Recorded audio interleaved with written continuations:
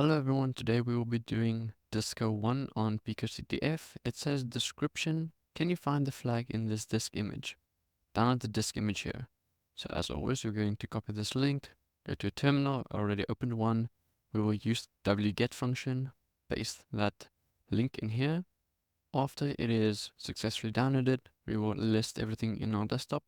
We can see this is a dd.gz file, which is a gunzip file. So we will be using the gunzip command in the terminal to unzip disko1.dd.z.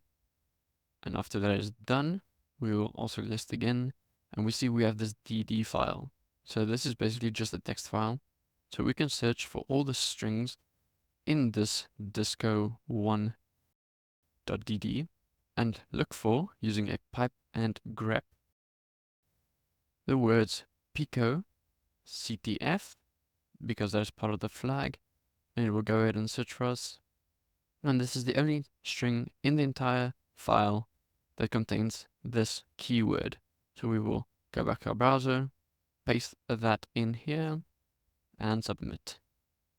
And we have successfully solved Disko